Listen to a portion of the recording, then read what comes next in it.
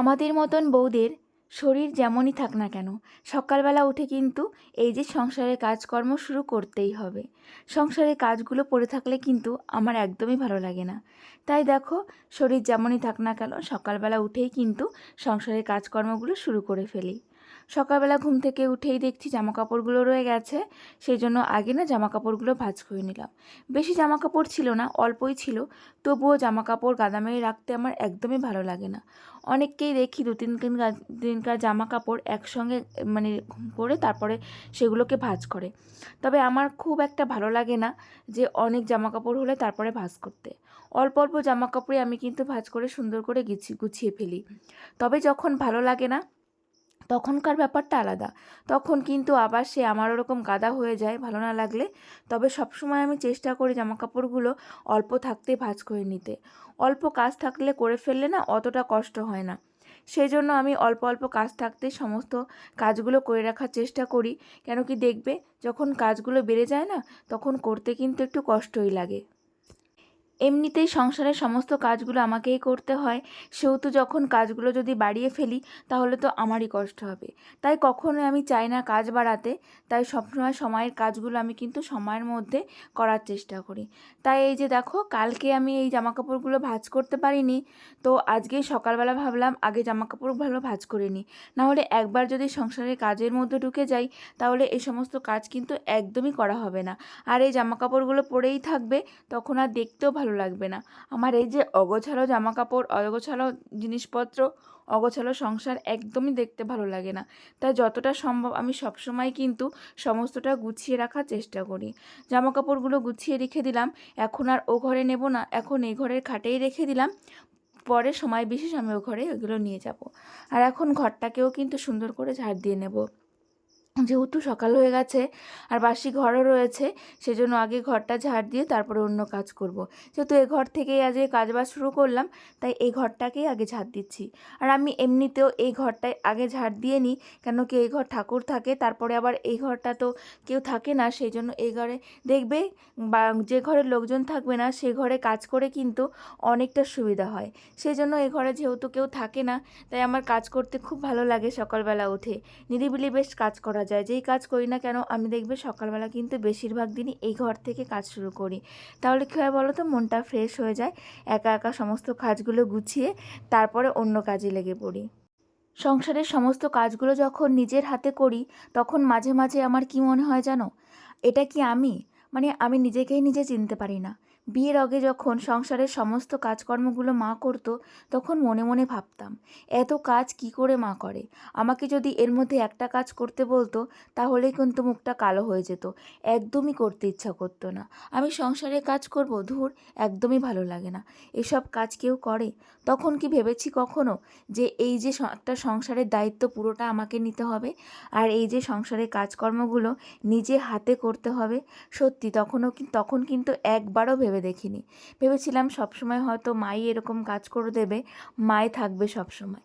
কিন্তু না, পরিবর্তন আসে, তাই না বলো? সমস্ত কিছু কিন্তু স্থায়ী নয়, সমস্ত কিছু কিন্তু পরিবর্তন হয়। তো আমারও জীবনে দেখো কত পরিবর্তন হয়েছে। শুধু আমি নই, প্রত্যেকটা মানুষের জীবনে কিন্তু এরকম একটা ধাপে ধাপে পরিবর্তন আসে, কিন্তু আমরা সেই সময়টা কিন্তু বুঝতে পারি না।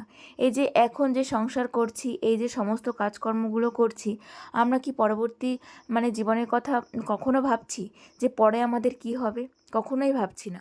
যখন যেটা আমাদের জীবনে আসে, যেই লাইফটা আসে, সেটাই আমরা এনজয় করি। সেই সময়টা নিয়েই ভাবি শুধু। কিন্তু এটা ঠিক নয়, জানো তো। পরবর্তী জীবনের কথা ভাবা উচিত, কিন্তু আমরা সেটা ভাবি না। আমরা নিজেদের লাইফ নিয়ে এত ব্যস্ত থাকি যে যখন যে সময়টা আসে আমাদের জীবনে, সেই সময়টা নিয়েই কিন্তু আমরা ব্যস্ত থাকি। তো যাই হোক, সকালবেলা কিন্তু ঘরটা ঝাড় দিয়ে নিয়েছি, আর ঘরের সামনেটাও এখন মুছে নেব। কেন কি এখন না অনেকটা বেলা হয়ে যাচ্ছে, তো ঘুম থেকে উঠতে আমি কিন্তু সকালবেলা ঘরটা মুছতে পারছি না। সেই জন্য যে ঘরের সামনেটা কিন্তু একটু জল দিয়ে আগে মুছে নিচ্ছি, তারপরে যদি পারি তাহলে পরে ঘরটাকে মুছে নিচ্ছি। সত্যি এখন কাজের না অনেকটা চাপ কমিয়ে দিয়েছি, জানো তো।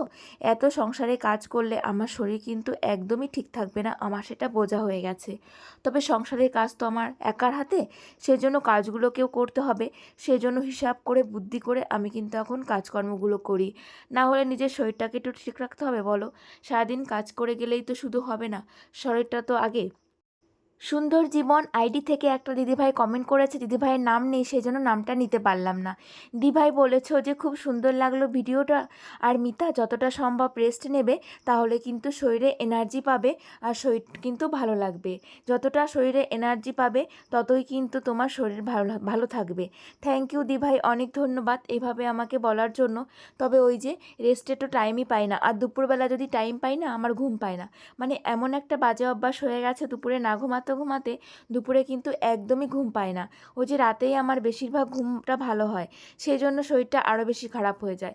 এবার রাতে ধরো অত তো টাইম হয় না, ওদিকে ঘুমাতে ঘুমাতে অনেকটা রাত হয়ে যায়, এদিকে আবার সকাল করে উঠতে হয়, সেই জন্য না আমার ঘুমটা খুব একটা ভালো হয় না।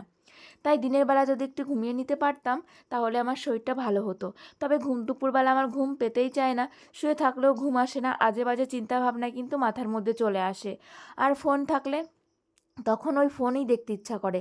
যখন ফোনটা রেখে একটু ঘুমাতে ইচ্ছা করি, মানে ঘুমাতে চাই, তখন ওই যে আজে বাজে এটা ওটা চিন্তাভাবনা কিন্তু মাথার মধ্যে চলে আসে। সত্যি কথা বলতে এইটুকু বয়সে এত চিন্তা মাথার মধ্যে যে কোথার থেকে আসে আমি সেটাই বুঝতে পারি না। আমি জানি টেনশন করলে চিন্তা করলে শরীর আরও খারাপ করে। এই কথা কিন্তু আমি সবাইকে বলিও যে তোমরা কেউ কিন্তু টেনশন করবে না, চিন্তা করবে না, তাহলে কিন্তু শরীরের মধ্যে বিভিন্ন রকমের রোগ বাসা বাঁধবে। তবে সেই জিনিসগুলো কিন্তু আমার মধ্যেই চলে আসে, আমি সেটা অনবরত করতে থাকি। এই রোগটা আমি কী যে করব আমি বুঝতেই পারি না। যখনই আমি একা থাকি, আনমনা থাকি, কাজ থাকে না, তখনই কিন্তু এই সমস্ত আজে বাজে চিন্তাভাবনা আমি করতেই থাকি। তবে সংসারের কাজগুলো যখন করি তখন আর এই সমস্ত চিন্তাভাবনা আসে না। তবে সবসময় কি কাজ করা যায় বলো তো? আমারও তো শরীর। তবে এই যে এই বয়সে এত চিন্তাভাবনা করলে আমারও তো শরীরে অনেকই মানে কি বলবো, প্রবলেম চলে আসবে। সত্যি কথা বলতে বাস্তব জীবনটা যে কত কঠিন সেটা কিন্তু বিয়ের পরেই জানতে পেরেছি। আমি না সত্যি কথা সব দিনই একটা রঙিন জীবনই পছন্দ করতাম, মানে শুধু স্বপ্নই দেখতাম বিয়ের আগে।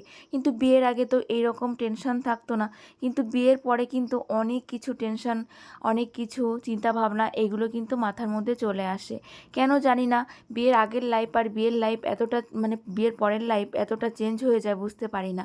বিয়ের আগে সত্যি কথা মা বাবার ছত্রছায়ায় থাকলে কিন্তু একদমই কোনো মানে প্রবলেম থাকে না। তবে এখন যদি আমার শ্বশুর শাশুড়ি থাকতো তাহলে কিন্তু এতটা টেনশন চিন্তাভাবনা আসতো না। মাথার উপর গার্জেন থাকলে কিন্তু সত্যি সত্যি কথা সমস্ত কিছু কিন্তু প্রবলেম সলভ হয়ে যায়। সকালের কাজকর্ম কমপ্লিট করে তারপরে কিন্তু আমি বাসি নাইটিটা ছেড়ে ফেলেছিলাম, আর জামাকাপড়ও কিন্তু আমি আগেই ভিজিয়ে রেখেছিলাম সকালবেলায়। তারপরে কিন্তু আমি ভাতটা রান্না করলাম, মাম্মামকে তুললাম, মাম্মামকে তুলে মাম্মামকে ফ্রেশ করিয়ে দিয়ে ওকে একটু খাবার দিয়েছি, ও বসে বসে খাচ্ছে। সেই ফাঁকে কিন্তু আমি জামাকাপড়গুলো কেচে দিলাম। তবে এই ফাঁকে যদি জামাকাপড়গুলো না কাচতাম, দুপুরে স্নানের আগে যদি কাচতে যেতাম তাহলে কিন্তু আমার জামাকাপড়গুলো শুকাতোও না, আর তার উপরে কী হতো বলো তো, আমার অনেকটা লেট হয়ে যেত। তাই ভাবলাম এই ফাঁকে আগে জামাকাপড়গুলো ভালো করে কেচে ধুয়ে নেড়ে দিই, তারপরে আবার খাওয়া দাওয়া করবো সকালের। কেন কি জানো তো, বুঝে শুনে আমাকে কাজ না করলে কাজ করে উঠতে পারি না। মানে আমাকে একটু বুদ্ধি খাটিয়েই কিন্তু সংসারের সমস্ত কাজগুলো করতে হয়। এই জামাকাপড়গুলো আমি সেই দুপুরে যদি কাচতে যেতাম তাহলে আমার অনেকটা দেরিও হয়ে যেত, আবার এদিকে জামাকাপড়গুলো শুকাতেও না। আর রোদের তো কোনো ঠিক নেই, দেখা গেল এখন এত ভালো রোদ উঠেছে, আবার একটু পরেই কিন্তু বৃষ্টি চলে আসবে। সেই জন্য যখন রোদ উঠবে তখনই জামাকাপড়গুলো কিন্তু শুকিয়ে নিতে হবে। তো সেই জন্য জামাকাপড়গুলো কিন্তু কেচে দিলাম। আর আজকে বেশিরভাগই আমার নাইটি, দেখো 4টে নাইটি কিন্তু কেচে দিয়েছি, আর হাজব্যান্ডেরও 2টো গেঞ্জি রয়েছে আর মাম্মামের জামাকাপড়। তারপরে চলে এলাম একটা ডিম ভাজা করতে। সকালবেলা সিদ্ধ ভাতের সঙ্গে একটা ডিম ভাজা কিন্তু ভীষণ ভালো লাগে, তার জন্য যে ডিম ভাজাটা করলাম, আর বিশেষ করে মাম্মামের জন্য। মাম্মামের মানে ভাতের সঙ্গে একটা ভাজা থাকলে ও কিন্তু খুব ভালো খায়।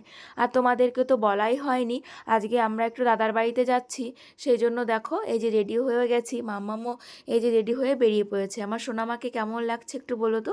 আর এই জামাটা কিন্তু অনেক দিনকার জামা, ঘরে ছিল, তো আজকে মাম্মামকে প্রথম পরালাম। কেমন লাগছে তোমরা কিন্তু কমেন্টে জানিও। আর এই দেখো মাম্মামও কিন্তু রেডি হয়ে গেছে, আর এখানে একটু ভিডিও করছি তাই একটু এই যে একটুখানি মাম্মাম কিন্তু একটু স্টাইল করে নিচ্ছে। কেন কি আমরা দুজনই এখানে দাঁড়িয়ে রয়েছি, আর হাজব্যান্ড গেছে মিষ্টি কিনতে, তাই এখান থেকে আমরা টোটোতে উঠবো, তাই আমরা দুজনে এখানে ওয়েট করছি হাজব্যান্ডের জন্য। আর এই যে আমরা কিন্তু দাদাদের স্টেশনে চলেও এসেছি। আর এই দেখো মাম্মাম কিন্তু চিনে গেছে এখন সমস্তটাই, তাই একা একাই কিন্তু হেঁটে যাচ্ছে। আমরা এই দিক থেকে গিয়ে তারপরে কিন্তু লাইনটা পার হব। এখানে ওভারব্রিজ আছে, তবু এই দিক থেকে আমাদের সুবিধা হয় বলে ওভারব্রিজ আর পার হতে চাই না। যেহেতু পিছনে উঠেছি সেহেতু পেছন দিকে নেমে এই যে লাইনটা পার হয়ে ওপারে একটুখানি পরেই কিন্তু দাদার বাড়ি, সেজন্য আমরা এখান দিয়ে যাচ্ছি। আর হাজব্যান্ডকে কেউ বলে মানে দেখে বলতে পারবে যে উনি হচ্ছে শ্বশুরবাড়িতে যাচ্ছে? একদমই নয়। তো এটা হচ্ছে কি বলতো, এই ব্যাগটা হচ্ছে আর একদিন সেই দাদা অনেক সবজি পাঠিয়েছিল, সেটাই আজকে এই যে নিয়ে এসেছি, সেই জন্য এভাবে এটা নিয়ে যাচ্ছি।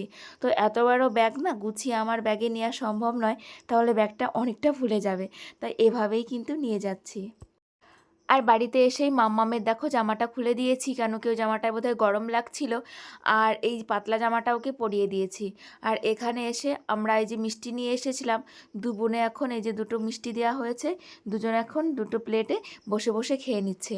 তবে মাম্মাম কিন্তু পুরো মিষ্টিটা খাবে না, ও খুব একটা মিষ্টি খেতে ভালোবাসে না। তবে ছোটো মাম্মাম কিন্তু ও মিষ্টি খেতে ভীষণ ভালোবাসে, ও একটা মিষ্টি পুরো খেয়ে নেবে, কোনো অসুবিধা হবে না। কিন্তু আমার মাম্মাম কিন্তু পুরো মিষ্টিটা খাবে না, ওই যে রেখে দেবে একটুখানি, হয়তো বুনুরকে দেখে এই যে বসেছে, তবে মিষ্টিটা কিন্তু খাবে না। এরপরে দেখো রোদের মধ্যে দুই বোন কি করছে বাইরে, এত আমরা ঘর থেকে ডাকছি ও আসবেই না। দেখো এখানে গাছে ফুল ফুটেছে, সেই ফুলই দু বোনে তুলে বেড়াচ্ছে। আমাদের বাড়ির মতন এখানে তো চারিপাশে অত জঙ্গল নেই, সেই জন্য ওরা বাইরেটা খেলতে পারে, কিন্তু আমাদের বাড়িতে তো বাইরে বেরোতেই পারে না, যেমন মশা তেমন কিন্তু বাইরেটা নোংরা। আর এই দেখো আজকে রান্না হয়েছে, ডাল করেছে, কুমড়ো শাক করেছে, এদিকে করেছে দু রকমের ভাজা, আর হচ্ছে করেছে মাংস। অনেক রকমের পদ করেছে। এমনিতেও আমরা অনেক দিন পর এলাম কিন্তু দাদাদের বাড়িতে, সেজন্য একটু রান্না বান্নার আইটেমটাও কিন্তু অনেক কিছু। তো না, সেরকম কোনো ব্যাপার না, বাড়িতে কেউ এলে কিন্তু সবাই একটু বিভিন্ন রকমের রান্না বান্না করতেও চায়, আর অনেক রকমের রান্নাও করে। তো দেখো সমস্ত রান্নাগুলো কিন্তু ভালো হয়েছিল, আর আমরা কিন্তু এখন খেতে বসবো। আর এইদিকে দেখো ওরা কিন্তু দুবোনে নাচ করেই যাচ্ছে, ওদের এত আনন্দ দুবোন এক জায়গায় হলে, সত্যি কথা বলতে মামামের দুষ্টুমিও বেড়ে যায়। আর আজকে কিন্তু মাম্মাম ভালোই বকা খেয়েছে মামা বাড়িতে এসে, জানো তো, খুব খারাপও লাগছিল পরে, মানে এত দুষ্টুমি করছিল, না বকা দিয়ে পারছিলামও না। মাম্মাম মাঝে মাঝে এত দুষ্টুমি করে যে খুব বকা খায়। আর তারপর বিকালবেলাতে দেখো আমরা চলে এসেছি সেই মাঠটাতে, যে মাঠটায় ওই যে অনেক মেলা হয়েছিল, রথের সময় এসেছিলাম, মনে আছে তোমাদের? সেই মাঠটায় এখনও কিন্তু এগুলো রয়েছে, এগুলোকে নেয়নি, সমস্ত এগুলো রয়ে গেছে। মেলা কিন্তু কবেই ভেঙে গেছে, কিন্তু এগুলো রয়ে গেছে। তো এই যে এখানে এসেছি, এখানে এসে দুই মাম্মাম একটু খেলা করছিল। তারপরে আবার ওই যে মালিক, সে কিন্তু একটু বকাই দিচ্ছিল, আমাদের বকা দিচ্ছিল না, তবে অনেক মানে ছেলেমেয়েরা এখানে ছিল, তারা ওই যে খেলছিল, তাদেরকেই বকা দিচ্ছিল। ওই দেখো অনেক বাচ্চারা ছিল এখানে। তো সেই জন্য আমরাও আর থাকলাম না, তারপরে বাড়ি চলে গেছিলাম। চলো আজকের ব্লগটা কিন্তু এখানেই শেষ করব, আর বেশি বড় করব না। তোমরা সবাই ভালো থেকো, আমরাও ভালো আছি, তোমাদের সবাইকে টাটা।